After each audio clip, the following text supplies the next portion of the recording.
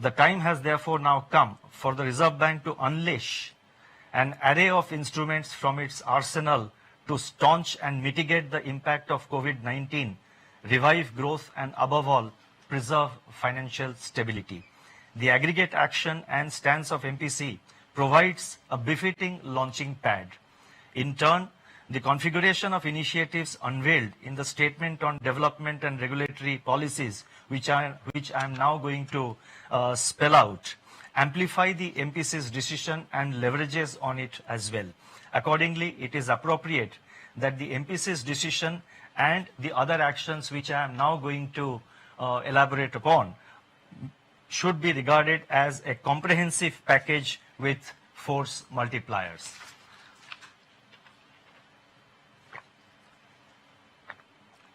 The developmental and regulatory policies can broadly be delineated under 4 categories. First, measures to expand liquidity in the system sizably to ensure that financial markets and institutions are able to function normally in the face of COVID-related dislocations. 2, steps to reinforce monetary transmission so that bank credit flows on easier terms are sustained to all those who have been affected by the pandemic. 3, efforts to ease financial stress caused by COVID-19 disruptions by relaxing repayment pressures and improving access to working capital. And 4, endeavor to improve the functioning of markets in view of the high volatility experienced with the onset and spread of the pandemic. I would announce them in broadly 3 sections. The first section relates to liquidity measures. A multi-pronged approach comprising both targeted and system-wide liquidity provision has been adopted to ensure that COVID-related liquidity constraints are eased.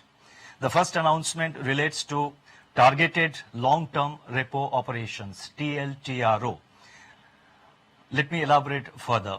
Large sell-offs in the domestic equity, bond and forex markets have intensified redemption pressures. Liquidity premia on instruments such as corporate bonds, commercial papers and non-convertible and debentures have surged. Financial conditions for these instruments, which are used inter alia to access working capital in the face of the slowdown in bank credit, have also tightened. To mitigate the adverse effects on the economic activity leading to pressures on cash flows across sectors, the Reserve Bank will conduct auctions of targeted long-term repos of up to 3-year tenor of appropriate sizes for a total amount up to rupees 1 lakh crore at a floating rate linked to policy repo rate. Liquidity availed under the scheme by the banks has to be deployed in investment-grade corporate bonds, commercial paper and non-convertible debentures over and above the outstanding level of their investments in these bonds as on March 25, 2020. Eligible instruments comprise both primary market issuance as well as secondary market purchases, including from mutual funds and non-banking finance companies.